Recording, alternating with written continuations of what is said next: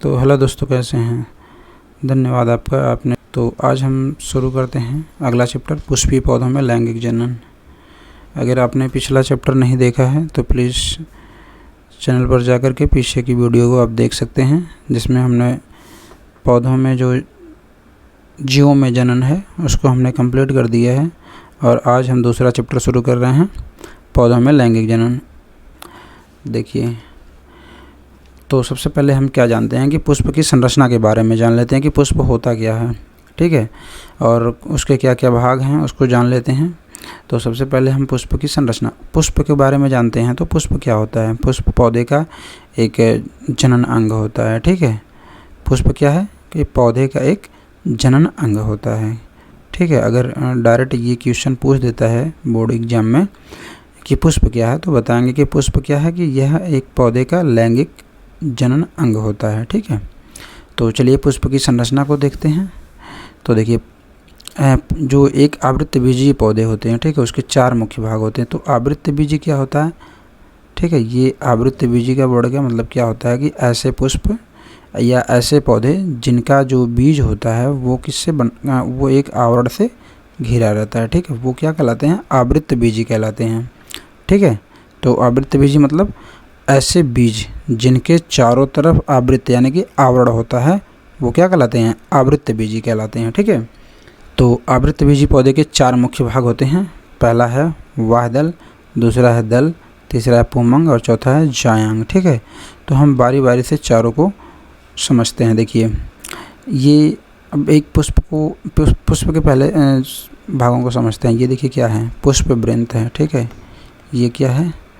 पुष्प वृंत है। ये आपकी जो पत्ती की अदर शाखाएँ हैं, ठीक है ना, वो हो जाएंगी। और ये आपका देखिए, ये क्या है? वाहदल। ये क्या है? वाहदल, ठीक है। ये क्या हो जाएगा? ये है दल, ठीक। ये आपका क्या है? पुंकेसर, ठीक ना, पुंकेसर है। ये है पुंतंतु, पुंतंतु, ठीक ना। ये कंप्लीट, ये पुंमंग है आपका, जो परागकोश है ये कह सकते हैं इसको, ठीक है। अभी इसको हम कह सकते हैं कि ये परागकोश है, ठीक है। तो ये दोनों मिल करके यानी कि पुंतंतु और ये मिल करके ये पुंकेसर कहलाते हैं, ठीक है। अब देखिए, ये है आपका वर्तिका, ये भाग कहलाता है वर्तिका। ये भाग कहलाता है वर्तिकाग्र,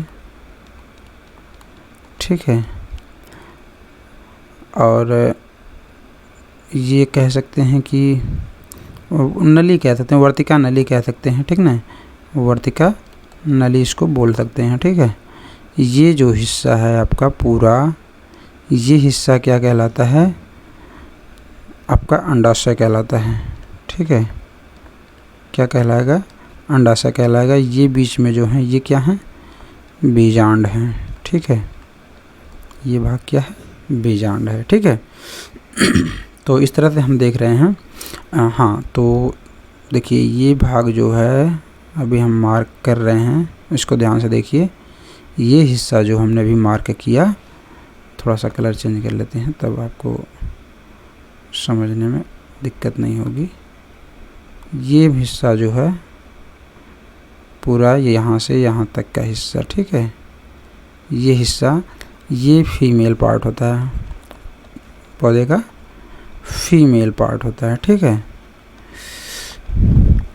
और ये हिस्सा जो है ये पौधे का क्या होता है? मेल पार्ट होता है, ठीक है।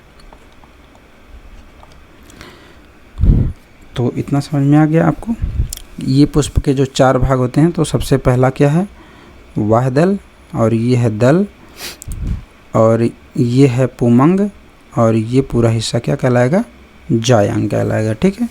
तो पुष्प में बेसिकली यही 4 भाग होते हैं, और इसी चारों भाग के आधार पर जैसे जो पुष्प क्या होगा, उसमें 2 वर्ड आते हैं, पूर्ण पुष्प और एक अपूर्ण पुष्प है। ठीक है, तो जो चारों भाग यानी कि जिनमें ये चारों भाग मौजूद होंगे वो क्या होगा? पूर्ण पुष्प होगा।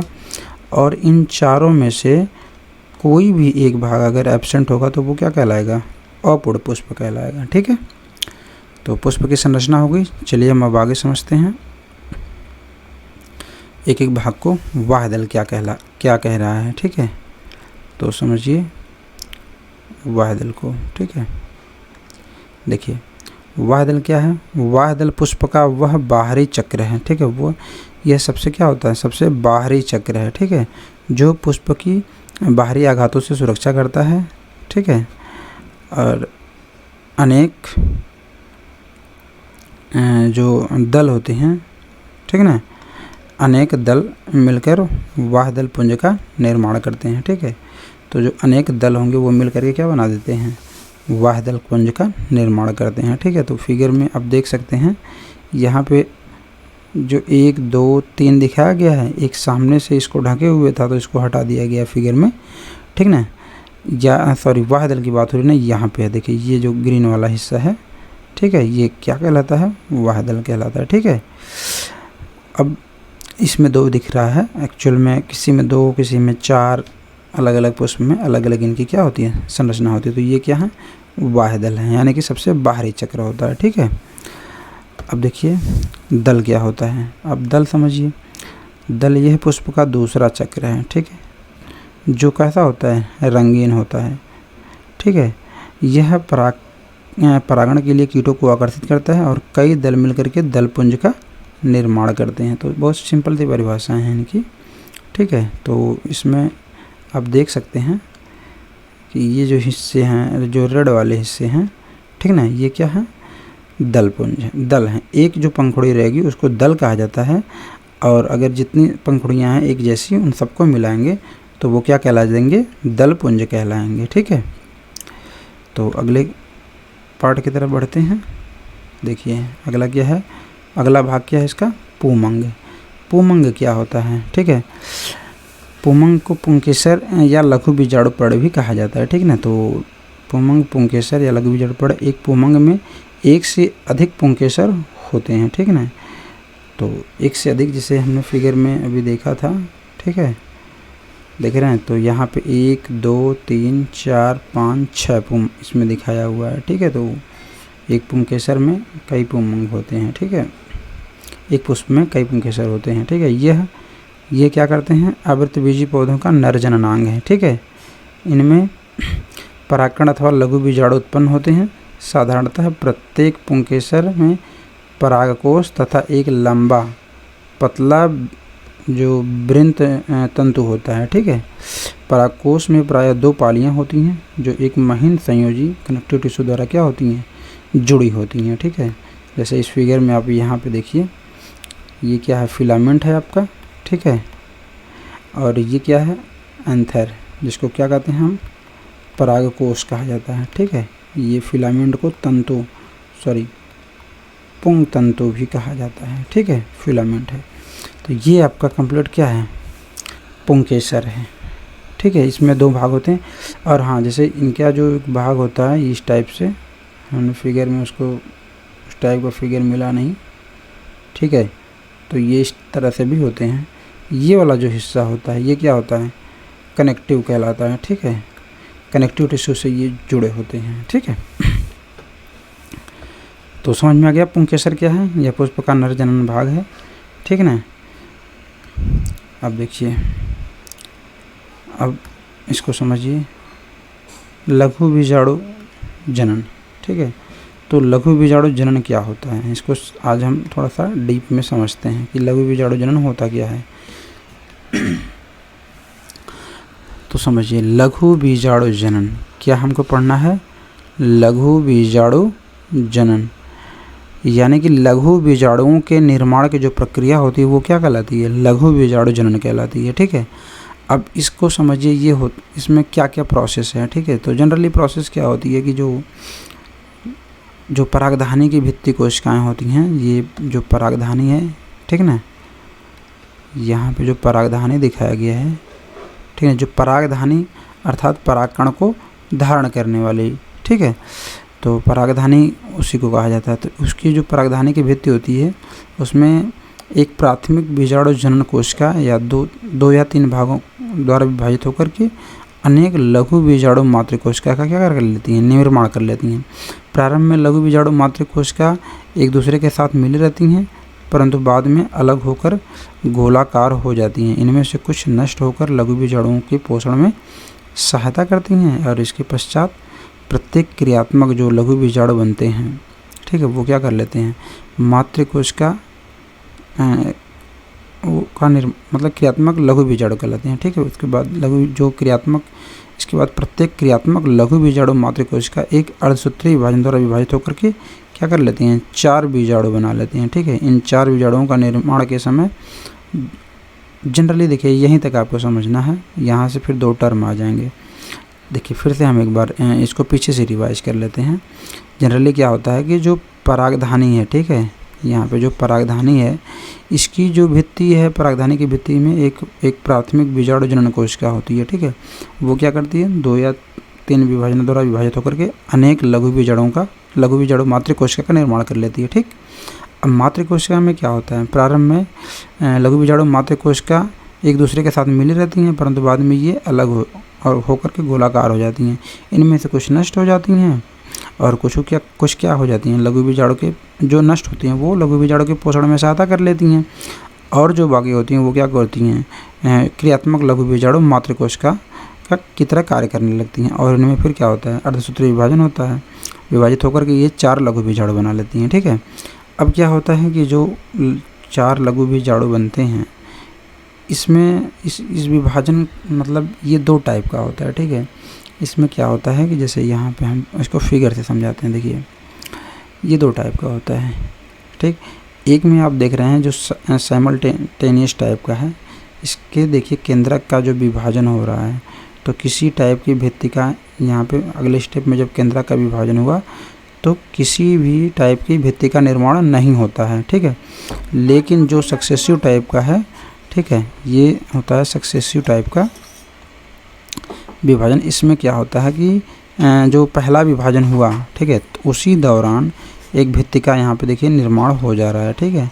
तो ये सक्सेसिव टाइप कहलाता है। तो ये एक बीजपत्री में होता है और ये विभाजन जो होता है वो द्विबीजपत्री में होता है। दोनों में देखिए 4 टेट्राड यानी कि 4 लघु बीजाणु का निर्माण होता है। बात समझ में आ रही ना। ये आपकी माइक्रोस्पोर मदर सेल है, इसमें क्या होता है, अर्धसूत्री विभाजन होगा, विभाजन होकर के 4 टेट्राड लघु बीजाणु कोशिका का निर्माण होता है और यही लघु बीजाणु हैं क्या, परागकण होते हैं, ठीक है। तो इनमें जो द्विबीजपत्री होती हैं उसमें साइमल्टेनियस टाइप का होता है। तो साइमल्टेनियस का मतलब यही होता है कि केंद्रक के पहले विभाजन के फलस्वरूप किसी भित्ति का निर्माण नहीं होता, जबकि दूसरे विभाजन के फलस्वरूप देख रहे हैं यहाँ पे भित्ति का निर्माण होना शुरू हो गया है, ठीक है। और लेकिन जो सक्सेसिव टाइप का होता है उसमें जस्ट पहले ही विभाजन के फलस्वरूप यहाँ पे देखिए एक भित्ति का निर्माण हो चुका है, ठीक है।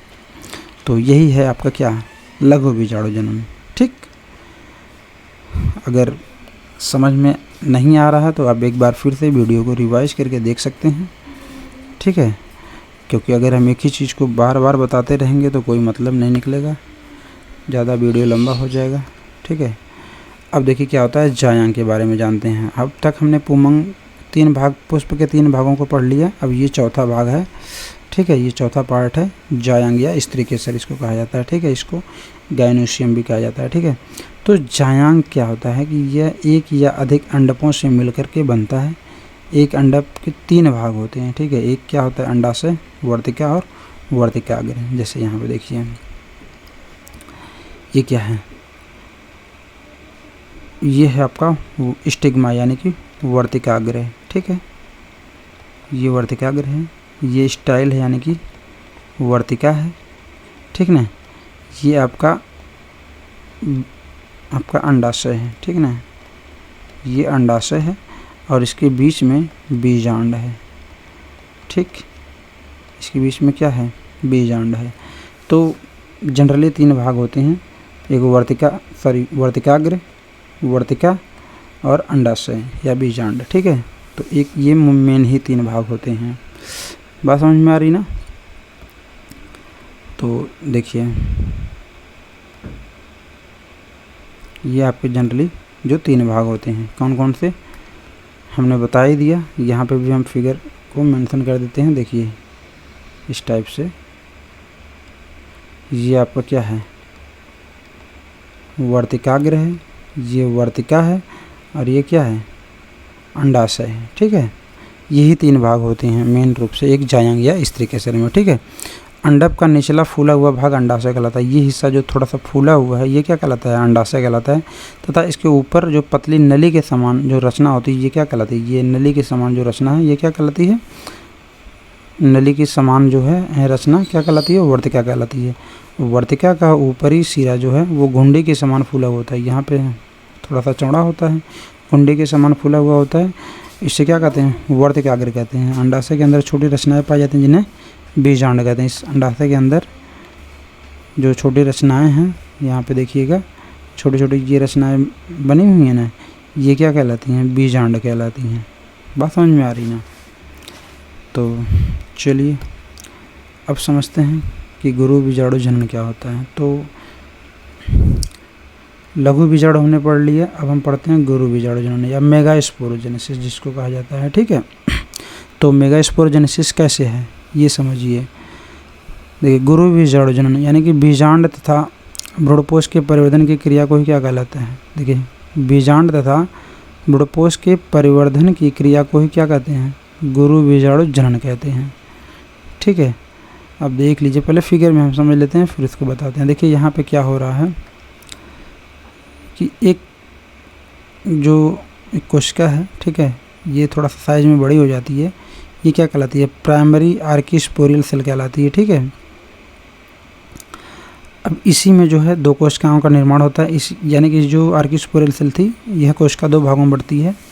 ठीक है, तो जो ऊपर वाली कोशिका होती है वो प्राइमरी पैराइटल सेल कहलाती है, और जो नीचे की कोशिका होती है वो क्या कहलाती है, स्पोरोजिनस सेल कहलाती है। ठीक है,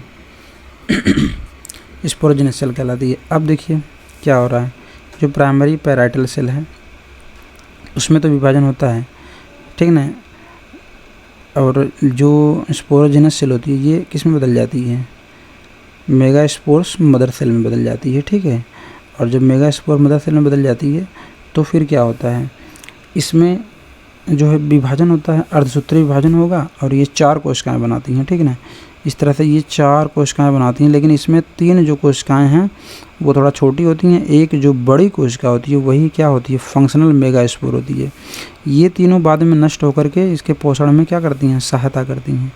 यहाँ पे देखिए धीरे धीरे डीजनरेट, यहाँ पे देखिए दिखाया गया, धीरे धीरे ये डीजनरेट होती हैं और समाप्त हो जाती हैं। ठीक है, बाद में इनके जो केंद्रक होते हैं वो विभाजित होकर के 8 केंद्रक का निर्माण कर लेते हैं। ठीक है, अब इसमें जो 2 केंद्रक बीच में चले आते हैं जिनको क्या कहा जाता है, पोलर न्यूक्लियाई कहा जाता है, और 3 एक किनारे पर, 3 एक किनारे पर आ जाते हैं। ठीक है, तो जो एक किनारे पर देखिए पोलर न्यूक्लियाई हैं और ये बना लेते हैं क्या, सेकेंडरी केंद्रक बना लेते हैं। ठीक है, और यहाँ पे एक कोशिका होती है और ये उसमें सहायक कोशिकाएँ होती हैं, और ये एंटीपोडल कोशिकाएँ बनती हैं, ये प्रतिमुख जिनको कहा जाता है। ठीक है, अब फिर से हम चलते हैं अपने टॉपिक पे। ठीक है, अब देखिए यहाँ पे क्या होता है कि बीजांड तथा भ्रूणपोष के परिवर्धन की क्रिया को ही क्या कहते हैं, गुरु बीजाणु जनन कहते हैं। इसमें बीजांड काय की एक अंतरराष्ट्रीय हो गया, सॉरी अंतस्तरीय है ये, यहाँ पे इसको समझिएगा, ये क्या है, अंतस्तरीय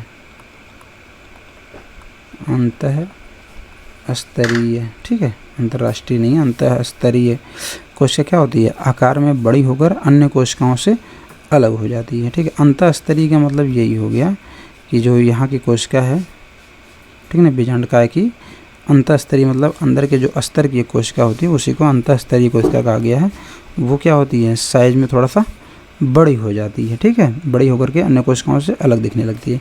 इसे प्राथमिक प्रसू कोशिका या आर्किस्पोरियल सेल कहा जाता है। ठीक है, तो यह भित्ति कोशिका यानी कि पैराइटल सेल तथा बीजाणु जनन कोशिका, ठीक ना, या जर्मिनल सेल में बदल जाती है। ठीक है, दो भाग हमने बताया था यहाँ पे, ठीक ना, ये एक है पैराइटल सेल और दूसरा क्या, स्पोरोजिनल सेल में बदल जाती हैं। ठीक है,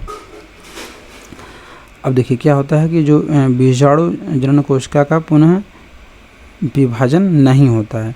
इस प्रकार ये इस प्रकार से ये नए बीजाणु जनन मातृ कोशिका की भांति कार्य करने लगती हैं। ठीक है, ये क्या करती हैं कि नए बीजाणु जनन मातृ कोशिका की भांति कार्य करने लगती हैं। अब बीजाणु जनन मातृ कोशिका अर्धसूत्रीय विभाजन द्वारा विभाजित होकर के 4 अगुणित गुणु बीजाणु बनाती हैं, जो प्रायः एक लंबवत चतुष्क या टेढ़ में विन्यासित होते हैं। अब इन 4 गुरु बीजाणु में से प्रायः एक सबसे नीचे का जो होता है वो बीजाणु क्रियाशील होता है तथा शेष 3 गुरु बीजाणु शीघ्र ही नष्ट हो जाते हैं। कभी कभी ये अन्य गुरु बीजाणु भी क्रियाशील पाए जाते हैं।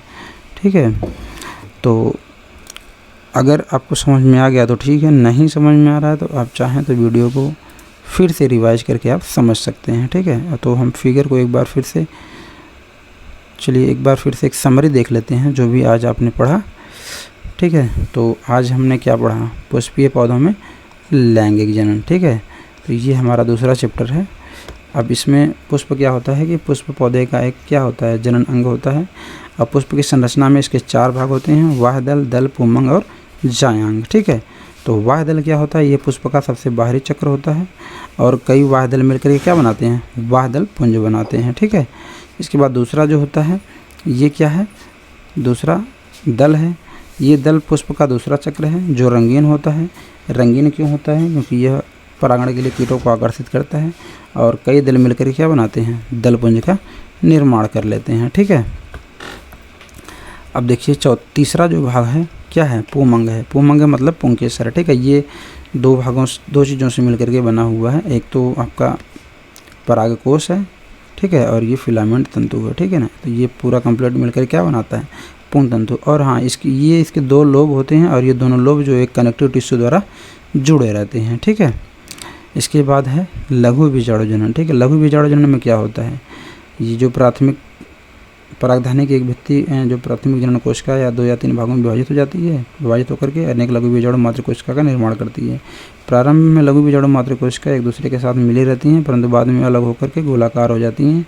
इनमें से कुछ नष्ट होकर लघु बीजाणु के पोषण में सहायता करती हैं। इसके पश्चात प्रत्येक क्रियात्मक लघु बीजाणु क्या करते हैं, मातृ कोशिका के एक अर्धसूत्रीय विभाजन द्वारा विभाजित होकर के 4 बीजाणु बना लेते हैं। अब ये जो विभाजन है वो 2 टाइप का होता है। ठीक है, ये विभाजन 2 टाइप का है।